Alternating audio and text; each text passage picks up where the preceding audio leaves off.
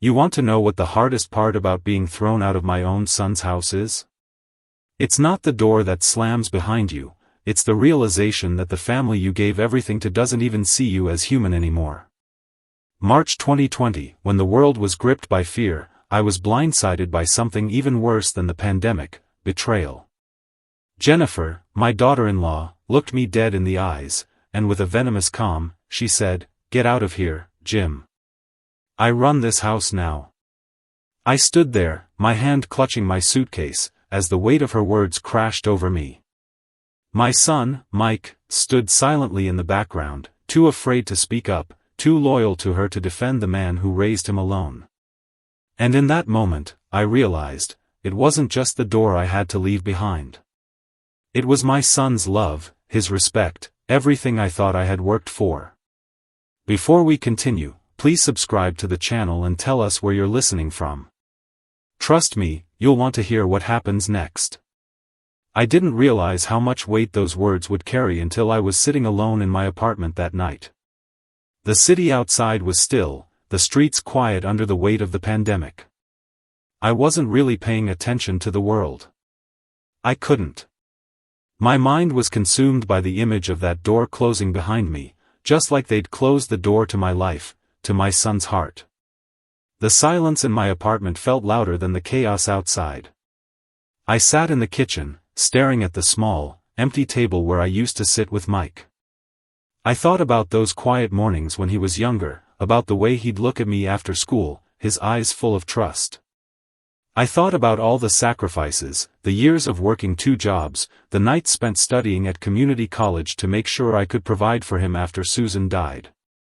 I had raised him alone, every little sacrifice I made was for him. And yet here I was, an afterthought in his life, discarded for a woman who had no respect for me. I could feel it in my bones, the crushing weight of humiliation. It wasn't just the eviction. No. It was the fact that Jennifer, who barely even knew me, could treat me like trash in front of my own son. And Mike? He had chosen her. He had stood by while she tore me down, while she kicked me out like I didn't matter.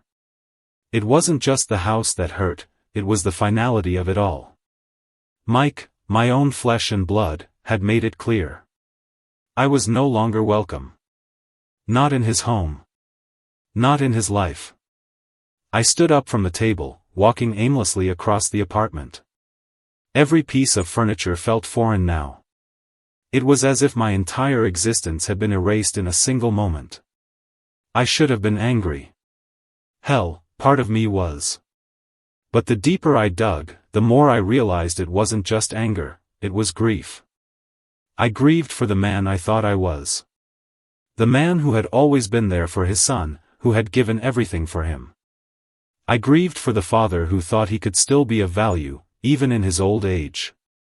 And most of all, I grieved for the family I'd worked so hard to protect, the family that now saw me as nothing more than a nuisance. But grief doesn't last forever. And I'll tell you, when you've lived as long as I have, you learn that you can't afford to stay stuck in it. You either sit there and let it eat you alive, or you stand up, dust yourself off, and start planning your next move. And that's exactly what I did. I sat back down at the kitchen table, the cold light of the lamp flickering above me. I pulled out a pen and a small notepad, the only tool I had left in this new war. I started making a list. What had happened? What did I need to do to fix this? Who had wronged me? What could I use? And that's when it hit me. Jennifer thought I was weak. She thought she had me cornered. But what she didn't know was that I'd been playing the long game all along. She had no idea what I was really capable of. I hadn't been a retired teacher living off a pension. No. I was much more than that. And now, I was going to make her pay for everything she had done to me. For the humiliation. For the disrespect. For making me feel like I didn't matter. I began to make a plan. I knew how to handle situations like this. It wasn't the first time someone had underestimated me. I'd made a career out of it, hiding my true abilities while watching others make their mistakes. But now, the time for watching was over. It was time to show Jennifer exactly who I was, and who I could become. The next few days were a blur. I spent the entire time planning, gathering information, and doing what I had done best in my life, staying unnoticed while observing everything. I started with the basics. I needed to understand how Jennifer operated, what made her tick. I knew she worked at Keystone Mining Corporation, a company I had a stake in. But what I didn't know was the full extent of her manipulation, her greed, her disregard for rules. I didn't need to dig deep to find out, it was all right in front of me. I pulled out my old files, the ones that had sat gathering dust in the back of my closet for years. I had always kept a close eye on my investments, even when I pretended to be nothing more than a tired retiree. And there, in black and white, were the records of Keystone Mining, my company too, at least in part. I owned 30% of the shares. Always had. But Jennifer, she had no idea. No one in that company did. I had kept myself in the shadows, preferring to let others take the spotlight. But now, I was going to make sure that everything changed. The first thing I did was get in touch with Dr. Mitchell, the CEO of the company. Robert had been a close friend of mine for years, and he had no idea just how close I really was to Keystone. I called him up late one night, the night after the eviction. "Robert," I said, keeping my voice steady, "I need your help." "Jim, anything." "You know that," he replied. I paused for a moment. "I've been looking into some things at Keystone, and I think we need to talk about Jennifer Martinez." The line went silent for a moment. I could hear him shuffling papers on the other end. "Jennifer?" he finally asked. "What's going on?" "Let's just say, Robert, I think she's been playing the system for a long time. And I want to find out just how deep it goes." I didn't mention her role in the family or how she had thrown me out of Mike's house. That part wasn't important yet. The key was understanding what she had done to the company and to me. And I would expose it all. The next few days were spent meticulously going over documents. I knew exactly where to look: irregularities in company spending, contracts that didn't make sense, the lavish dinners Jennifer had been having while the company hemorrhaged money. Each bill, each report, each overlooked detail was a piece of the puzzle. I remember the moment I found the first solid lead. I was flipping through a contract approval from just a few months before. There it was, hidden in plain sight, a purchase order for equipment that was overpriced by over 30%. I jotted it down in my notebook, underlining the amount. I felt a surge of satisfaction. It wasn't the first sign of wrongdoing. There were others. But this was the first piece of evidence I needed to make my case. Jennifer had been abusing her position, skimming money off the company for her own benefit. And I was going to make sure she paid for it. I took a drive to the company's headquarters the following afternoon. I didn't go in, I didn't need to. I sat in my car across the street, watching as Jennifer's car pulled into the parking lot. She had no idea that just a few weeks ago, I'd been sitting at home pretending to be nothing. Now, I was quietly pulling every string I needed to unravel her carefully built world. I went back home that night and made more notes. I reviewed everything I had learned about Jennifer's movements, her financial decisions, her social media posts. Her entire life was laid bare in front of me. She had been careless. Too confident in her position. And now, I had enough to tear it all down. I couldn't do this alone, though. I needed Dr. Mitchell. I needed him to help me with the formalities, to give me the leverage I needed to expose Jennifer. So I called him again, and this time, I had a plan. "I want to go public with this, Robert," I told him. "I want to let everyone know who she really is." There was a long pause on the line. "Are you sure, Jim? Once this goes public, there's no turning back." "I'm sure." My voice was firm. Jennifer needs to be held accountable.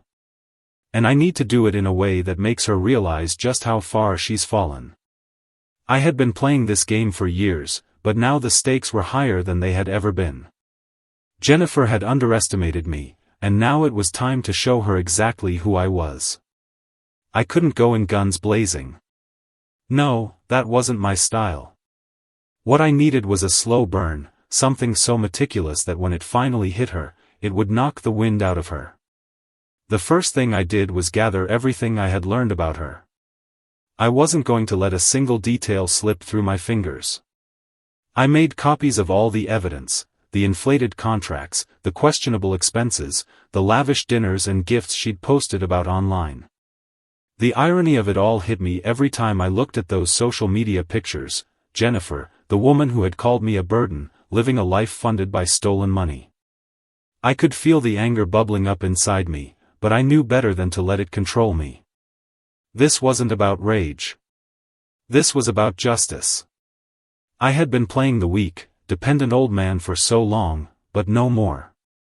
It was time to make Jennifer realize that the empire she had built, at least the one that mattered, wasn't built on her own. It was built on lies, manipulation, and financial misconduct. I reached out to Robert again, telling him I was ready to move forward. I had already sent him the initial evidence, and now it was time to put our plan into action. I wanted to be there when Jennifer realized what was happening. But I needed to be strategic about it. "Robert," I said over the phone one evening, "I want to have a conversation with you about Jennifer. I need you to know exactly what I'm doing. Jim, you've been very careful with this. What's your next move? I want to meet with you tomorrow. I'll bring everything, documents, contracts, and everything I've found on her." I could hear him nodding on the other end. "Understood. Let's do it," he said, his voice cool and professional, but I knew Robert could sense the weight of what we were about to undertake. This wasn't just about saving the company from financial ruin, it was personal. Jennifer had made it personal the moment she thought she could push me out of my own family. The meeting was set for the next afternoon. I arrived early, as I always did when it came to important matters. The conference room was empty except for Robert, who greeted me with a firm handshake. I laid out the documents on the table, each one neatly organized. I couldn't help but feel a rush of satisfaction as I flipped through the pages, one by one, laying out the full extent of Jennifer's misdeeds. There were receipts for dinners she had charged to the company, contracts she had approved with inflated prices, and even pictures of her flaunting her new purchases she couldn't have possibly afforded on her own salary. "I've made copies of everything, Robert. I want to make sure we have enough to bring her down," I said, my tone calm, almost detached. He studied the documents for a moment before looking up at me. "This is going to be difficult, Jim. You know that, right?" "I know," I replied. "But it needs to be done. I've lived my life in the shadows, watching people take what they want, using others for their own gain. Jennifer has been stealing from the company, from me. Now she's going to pay the price." The plan was coming together. But this wasn't going to be an overnight victory. Jennifer wasn't going to crumble easily. She would fight. I knew that. But I had patience, and this would unfold exactly the way I wanted it to. I continued gathering more evidence, keeping my eyes and ears open.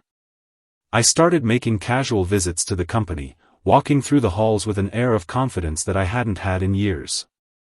No one knew who I was. I was just the quiet, retired man who had nothing to offer. But in reality, I was the person who could bring everything she had built crashing down. And it would be so much sweeter knowing that she never saw it coming. I've never been one to act impulsively. For me, everything has always been about timing. The right moment, the right pressure, the right move.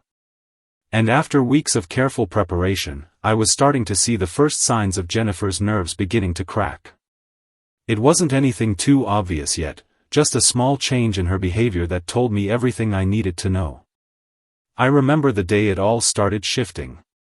It was a Thursday, and I had just finished reviewing a few more of Jennifer's financial approvals when I got a call from Dr. Mitchell. "Jim," he said, his voice a little more serious than usual, "we need to talk. Jennifer's been acting strange." "Strange how?" I asked, sitting back in my chair, my fingers tapping on the edge of the desk. "She's been nervous, distracted. I heard her asking a few questions about the company's shareholders today, questions she shouldn't be asking. I think she knows something's off." I couldn't help but smile. It was working. All those small steps, those subtle moves I'd made to get her to second-guess herself, had begun to pay off. "I'll meet you tomorrow," I said. "Let's figure out how to turn up the heat a little. Just enough to get her talking." The next day, I met with Robert again, and we discussed our next steps. Jennifer was getting paranoid. Good. It meant she was beginning to feel the pressure, and the more anxious she became, the more mistakes she would make. She was slipping up already. Her confidence was cracking. It was a beautiful thing to witness. But I couldn't stop there. I knew I needed to keep pushing, to make her feel like she was losing control. I needed to plant seeds of doubt, not just in her mind, but in Mike's as well. So, I began laying the groundwork. Subtle conversations, little comments that would make him question everything he thought he knew about Jennifer. On Friday evening, I called Mike. I knew Jennifer would be at work, and the kids would be busy with their homework. It was the perfect time. "Hey, Mike," I said casually, "you know, I've been hearing some rumors about the mining industry lately. Companies are starting to get audited more closely, especially with the pandemic hitting. Have you heard anything from Jennifer about that?" There was a pause on the other end, and I could almost hear the wheels turning in his head. "Yeah," he replied slowly. "Jennifer's been talking about the company getting some new procedures, but I thought it was just a routine thing." She didn't say much. I could tell he was nervous. This was exactly what I wanted. I wasn't going to let him see it all at once. No, I would let him slowly realize the truth, just as Jennifer was beginning to. "Just keep an ear out, Mike. I've been hearing things, and it never hurts to be cautious. You know I worry about you and the kids." It was a harmless enough comment, but I could feel the tension rising between us. Mike had no idea what was coming. He didn't know that every question I asked was chipping away at the life he thought he had. The next few days were crucial. Jennifer's behavior at work was becoming more erratic. She was taking longer lunches, avoiding Dr. Mitchell's calls, and getting visibly frustrated in meetings. And then, on Monday, I saw something that would send her over the edge. I had made another casual visit to the company's headquarters, just to see how things were going. I was walking down the hallway when I saw Jennifer talking to one of the junior managers, a guy named Dan. She was speaking to him in a low, tense voice, her hand nervously flipping through a folder of papers. I couldn't hear the conversation, but I could see her face, a mixture of anxiety and anger. She was on the edge, and she didn't even know it. She was starting to crack under the pressure I had been applying, and it was only a matter of time before she did something reckless. I took out my phone and snapped a few photos from a distance, just enough to make sure I had proof of her unprofessional behavior. The way she was avoiding the people she worked with, the way she was becoming more defensive, these were the signs that she knew her world was about to come crashing down. That evening, I made sure to leave Mike another subtle hint. This time, it was a text message. "I just wanted to remind you that when things get tense, people can do desperate things. It's always good to know what's going on behind the scenes." It wasn't direct. It wasn't obvious. But Mike had been living in the shadow of Jennifer's lies for too long. I wasn't going to let him stay in the dark anymore. By the end of the week, the walls were closing in. Jennifer's every move felt more frantic, more desperate. She was walking a fine line, and I could see the fear starting to show in her eyes when I passed her at work. She knew something was coming. But she didn't know who was behind it. The day had finally arrived. The moment I'd been working toward for weeks. Jennifer had no idea that she was walking into a storm of her own making. The pressure I'd been applying was about to pay off in ways she never saw coming. I knew she'd be at the office early. She always was. So, I made sure I arrived before her. I slipped into the conference room, laying out the final pieces of evidence in front of me: documents, receipts, contracts, photos of her lavish dinners, and the incriminating financial records. Dr. Mitchell arrived just after I had finished setting up. He looked at the materials I'd laid out and gave me a subtle nod of approval. "This is it, Jim," he said quietly. "This is the moment." I could feel the tension building in my chest. But there was no turning back now. I had to go through with it. I was going to expose Jennifer in front of everyone, show her exactly what she had done, and destroy her carefully constructed facade. The board meeting was scheduled for 10 a.m., and Jennifer always liked to be the first one in, so I knew she'd arrive a few minutes early to prep for her usual grand entrance. It was her routine, and like all routines, it was about to be shattered. As the clock ticked closer to 10, I could feel the anticipation in the air. The silence in the conference room was deafening. I sat in my chair, calm, focused. In a way, this felt like any other day I'd spent in boardrooms over the years, but it wasn't. This was my moment, the culmination of everything I had planned. The door opened, and there she was, Jennifer, walking into the room with that same smug look on her face. She didn't even acknowledge me at first. She went straight to the front, setting down her briefcase, and flipping through her notes, clearly oblivious to the storm waiting for her. I could feel a slight smile creeping onto my face. This was it. "Morning, Jennifer," I said, my voice as calm as it had been throughout this whole process. She looked up, momentarily startled by the fact that I was already sitting there.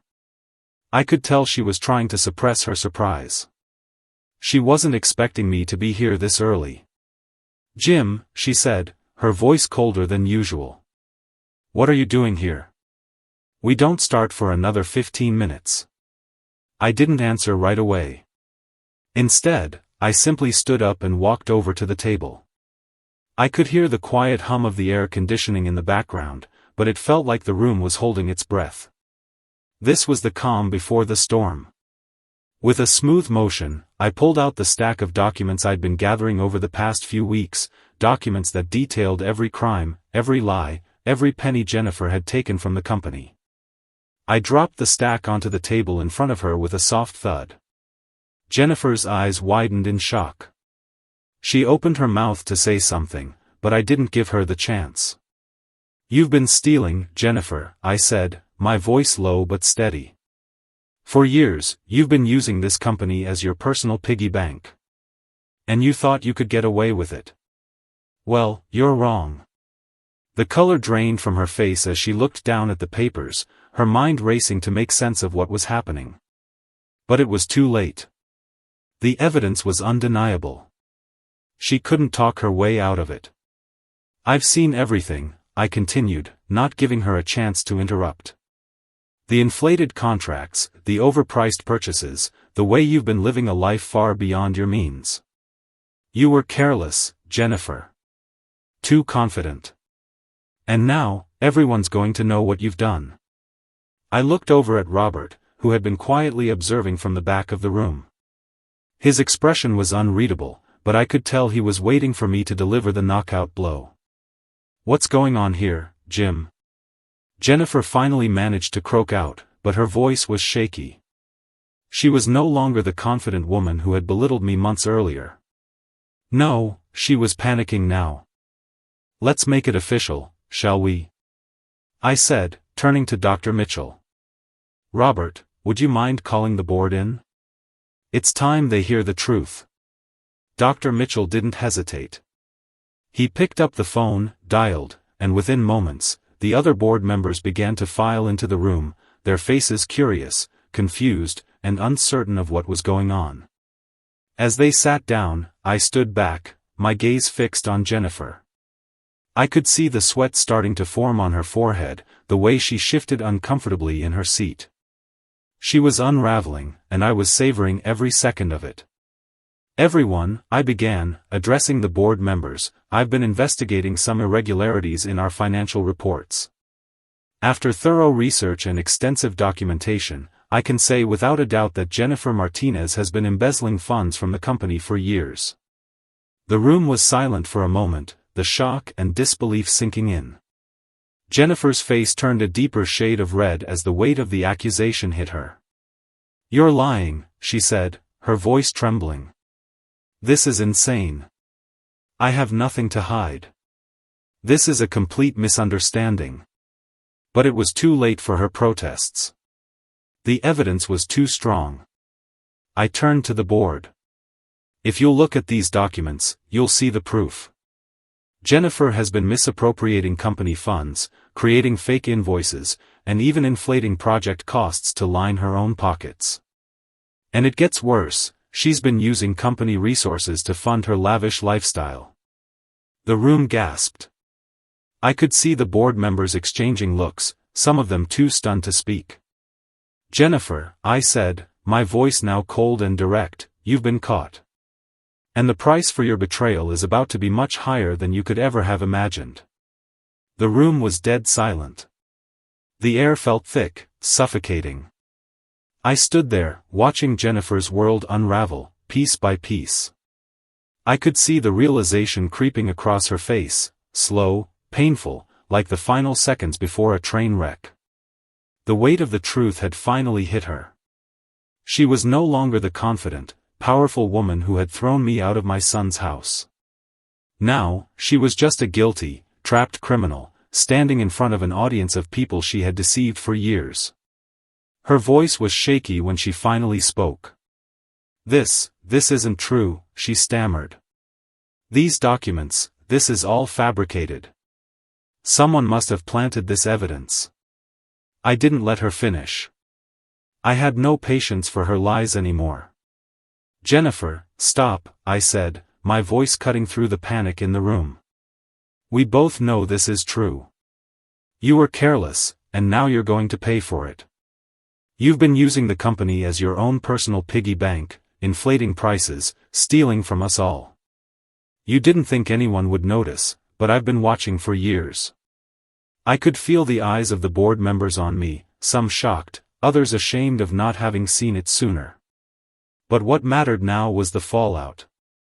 Jennifer's empire was crumbling, and there was no escaping it. Dr. Mitchell, who had been quietly watching the exchange, finally spoke up, his voice low but firm. "Jennifer, you've been an asset to this company, but these actions are unacceptable. I have no choice but to suspend you from your position effective immediately. We'll need to conduct a full investigation into your activities." Jennifer opened her mouth to argue, but Dr. Mitchell didn't give her the chance. "You'll be placed on administrative leave until we can sort through the evidence. You will not have access to any company resources during this time." The blood drained from Jennifer's face. She looked around at the board members, her eyes wild, trying to find some shred of support, some ally who would believe her lies. But it was over. The jig was up. She looked at me then, her gaze full of fury and disbelief. "You did this," she spat, her voice trembling with anger. "You used your connection to get me fired. You—" "No, Jennifer," I cut her off, my voice calm but cold. "You did this to yourself. You made your choices. And now you're paying the price." The room buzzed with murmurs as the board members processed the situation. I could hear snippets of conversations, people whispering about the severity of the charges, about what would happen next. But there was no doubt in my mind, Jennifer had just lost everything. Her career, her money, her reputation, gone. But it wasn't just her downfall I was savoring. No, there was something else. Something that had been eating at me since I'd been thrown out of Mike's house. I had done this to Jennifer, yes, but I was also doing it for myself. The humiliation, the disrespect, it had built up in me over years. Every time she belittled me, every time Mike stayed silent, I felt a piece of myself dying. But now? Now I had power. I had control. And nothing felt sweeter than that. As the board meeting wrapped up, I could see Jennifer's shoulders slumped in defeat. She knew it was over. There was no coming back from this. But I wasn't done yet. Not by a long shot. I walked over to the table, where Jennifer was still standing, eyes wide, her hands shaking. "I hope you understand, Jennifer," I said, my voice low, "this is just the beginning." She didn't respond. She didn't have to. Her life was falling apart before her eyes, and there was nothing she could do to stop it. Later that evening, I met Mike at a quiet cafe. I knew the confrontation with Jennifer would be intense, but I didn't expect it to hit him like this. He looked worn out, defeated, like he hadn't slept in days. "I didn't know," he said, his voice barely above a whisper. "I never knew any of this. About Jennifer, about the company." I sat across from him, my hands folded on the table. I had been preparing for this moment, but it didn't make it any easier. The truth was finally out in the open. And there was no sugarcoating it. "Mike, it's not just about the company," I said, keeping my voice steady. "It's about everything. About how she treated me. About how you allowed her to push me out of your life without a second thought." His eyes welled up with tears. I didn't know what to do. She had me wrapped around her finger. "I thought I was protecting you, but I was blind to everything." I could see the pain in his face, the regret. But it wasn't enough. It was too late for apologies. "You've made your choices, Mike," I said softly. "And so have I." I stood up to leave, but I paused at the door. "I'll always be here for you, Mike. But you need to decide what kind of person you want to be. Don't let her ruin you, too." The weeks that followed were a blur, but in the best possible way. I watched as Jennifer's life, once so meticulously curated, began to collapse. Her career, her reputation, and the lavish lifestyle she had flaunted, gone. She had spent years building an illusion, hiding behind lies and manipulation, thinking she was untouchable. But the truth had a way of unraveling everything.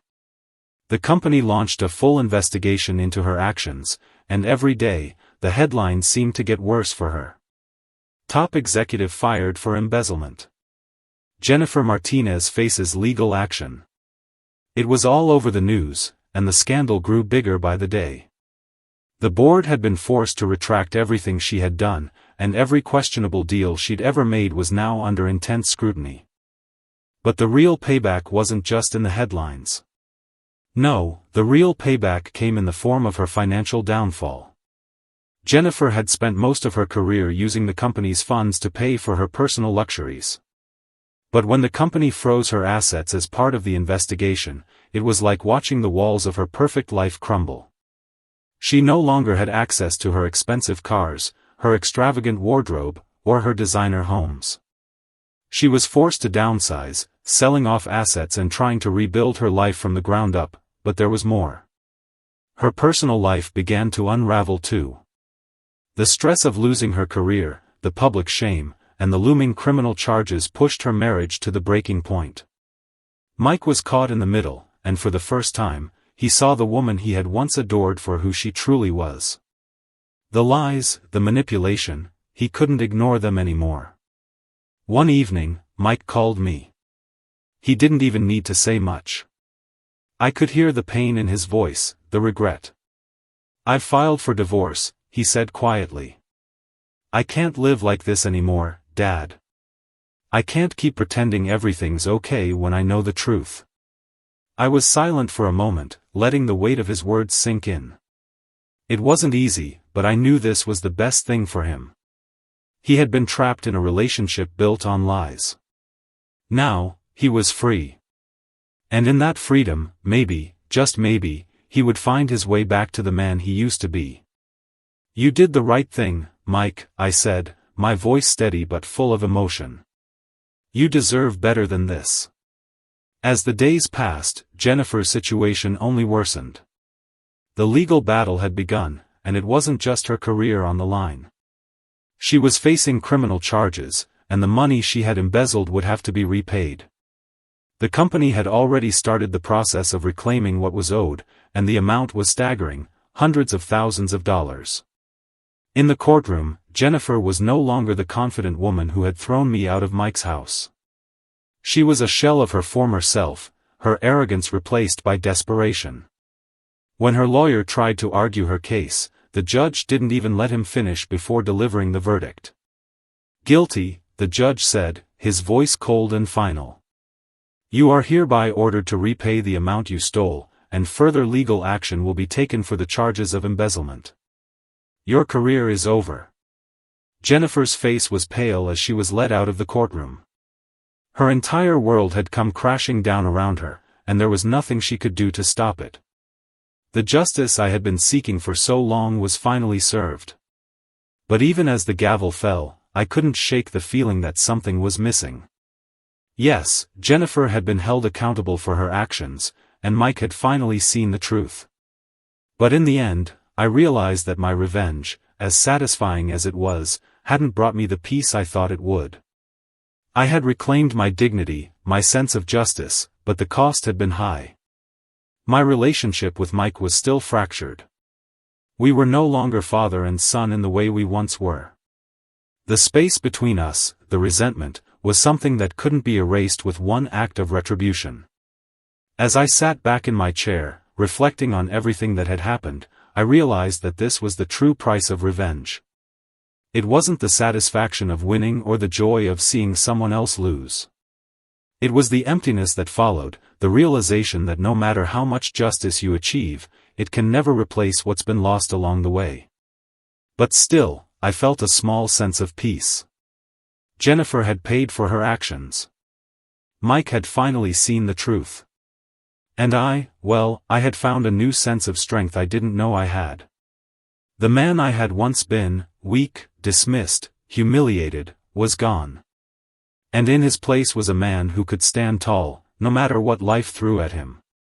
As I sit here, reflecting on everything that's happened, I realize there's one thing that keeps gnawing at me, something I can't shake off, no matter how much time passes.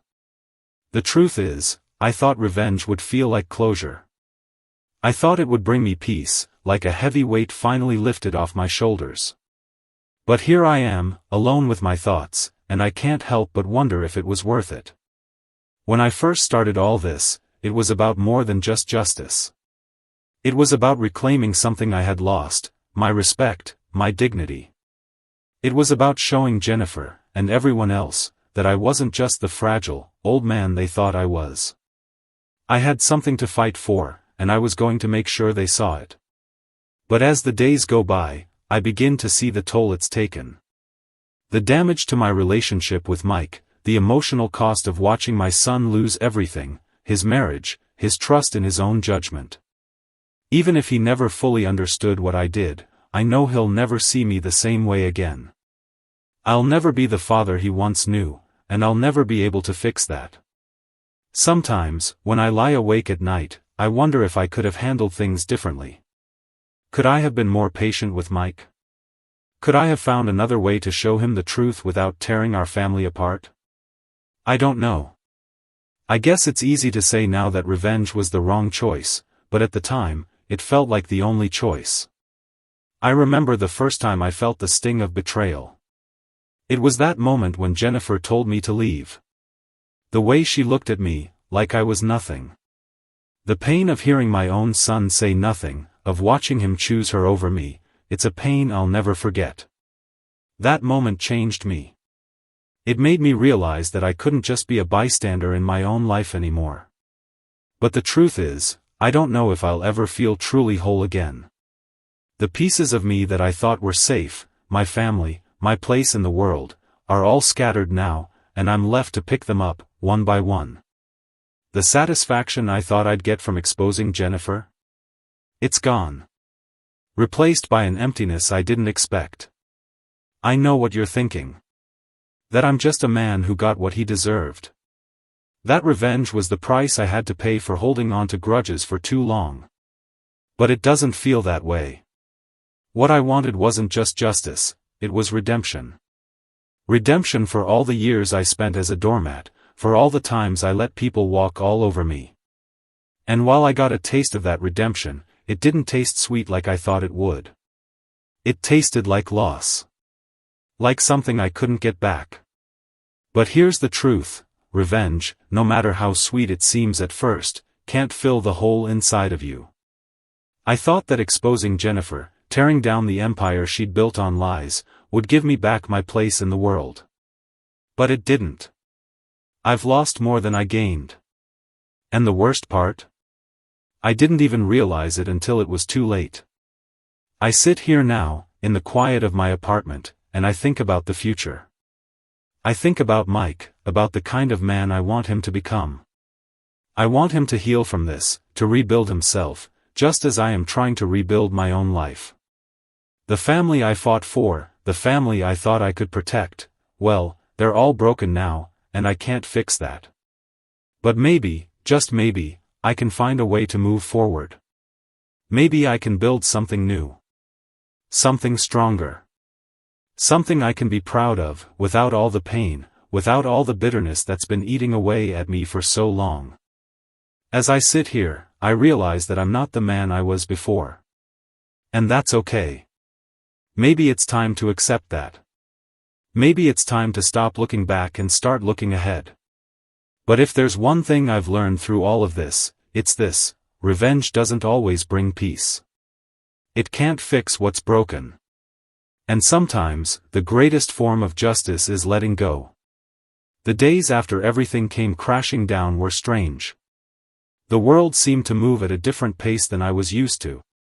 Jennifer's fall from grace had been swift, but it wasn't the satisfying conclusion I'd imagined. Watching her struggle with the consequences of her actions should have brought me peace, but all I felt was emptiness. The joy I had expected was lost somewhere in the space between the moments when I'd executed my revenge and the quiet aftermath. Mike and I had started talking again, though it was strained. I could hear the hesitance in his voice whenever we spoke, like he was waiting for me to judge him for everything that had happened. But I didn't. I couldn't. The pain of seeing him torn between me and Jennifer, the woman he had once loved, was enough to keep my bitterness at bay. We sat down one evening, after weeks of avoiding the topic, and had one of the most difficult conversations I've ever had. The truth was out in the open now, and there was no more hiding. Mike had heard it all: the allegations against Jennifer, her embezzlement, the wreckage of their marriage. He was devastated, yes, but not just by what she had done. He was devastated by his own choices. "I never saw it," Mike said, staring at the floor, his voice thick with regret. "I thought I was protecting you by staying out of it. But I let her drive a wedge between us. I wasn't there when you needed me, Dad. I didn't say anything at first. The words I wanted to say, comforting words, advice, wisdom, stuck in my throat. What could I say to a son who had lost everything because of his own blindness? But in that moment, I realized something important: this was his journey now. Just as it had been mine. The road to forgiveness, to healing, was his to walk. "You're here now," I said softly, breaking the silence. "And that's all that matters." There was no grand resolution. No magic moment where everything clicked back into place. The truth had been laid bare, and now it was time to rebuild, even if that meant starting from a broken foundation. But Mike wasn't the only one who had been affected by this. Jennifer's fall had sent ripples through everyone involved. Her reputation was shattered, her career in ruins, and though I had gotten the justice I sought, I couldn't help but feel the weight of what it had cost. I thought about her often in those days. Not with anger, but with a strange mix of sadness and pity. She had everything: power, control, a life built on deceit, and in the end, it had all come crashing down. What good is all the money, all the success, if it comes at the cost of your soul? Jennifer had sacrificed everything for the illusion of a perfect life, and now she was left with nothing. As for me, I was learning how to live with what I had done. There were days when I felt proud of my actions, when I knew that exposing Jennifer had been the right thing to do, not just for me but for the company, for Mike, even for the people she had hurt. But there were other days, quieter days, when I wondered if it had all been worth it. I had gotten my revenge, but what had I really gained? I still felt a distance between Mike and me, and the bitterness between us was harder to erase than I had expected. The space between us wasn't just physical, it was emotional, like a wound that hadn't fully healed. In those quiet moments, when the weight of everything seemed too heavy, I reminded myself of something I'd learned long ago: life doesn't hand you second chances, and sometimes, the only way to move forward is to leave the past behind. So I did. I began to focus on the future, on what I could build next, and on the relationship with Mike that still had a chance to heal, even if it was slow and messy. I started volunteering at local shelters, offering my time to those who needed it most. It didn't make the past disappear, but it gave me something to hold on to, something tangible to remind myself that I wasn't just defined by the mistakes I'd made or the revenge I'd exacted. I was more than that. As for Jennifer, I never saw her again after that courtroom. The last I heard, she was living in a small apartment, trying to pick up the pieces of her life. The last I knew, she was still trying to find a way to rebuild, without the wealth, the status, or the family she'd once held so tightly to. Years have passed since that fateful day in the courtroom, and as I sit here today, watching my grandchildren play in the yard, I realize how much time has healed. Or maybe, more accurately, time has made me learn to live with the scars. The pain of betrayal, the joy of revenge, the emptiness that followed, all of it is now a part of who I am. But as I watch my little ones running around, laughing, oblivious to the world's complexities, I finally understand something. Life isn't about holding on to what you've lost. It's about what you decide to do with what you have left. Mike and I have come a long way. It hasn't been easy. There are still moments when I can see the hesitation in his eyes, when he questions himself. But we've found a way forward, together. We meet more often now, sharing meals, talking about life, and rebuilding the bond we almost lost forever. I think he understands now, in a way he didn't before, why I did what I did. It wasn't just about revenge, it was about showing him that there's always a price to be paid for betraying family. But here's the ironic part: the one person I thought I'd never speak to again, Jennifer, she's the one who ended up teaching me the most. I had been so focused on punishing her, on making her pay for what she did, that I never stopped to think about why she did it in the first place. Now, looking back, I see a woman who was just as lost as I was. Maybe more so. She had climbed to the top of the world only to find out it wasn't where she belonged. She had everything, but she was still empty inside. In the end, she lost everything: her career, her marriage, her reputation, because she was never truly herself. She was always playing a role, pretending to be someone she wasn't, someone she could never truly be. And the thing is, I think I finally get it. Jennifer's downfall wasn't just about the lies she told or the money she stole. It was about the person she had become, the person she thought she had to be in order to be loved, to be respected. And it's that same person I had to confront in myself. In the end, we were both victims of our own egos, our own need to prove something to the world. I sought revenge to reclaim what I thought was mine, and she sought power to fill the void inside her. But in the process, we both destroyed what mattered most. That I've learned a lot about forgiveness these past few years.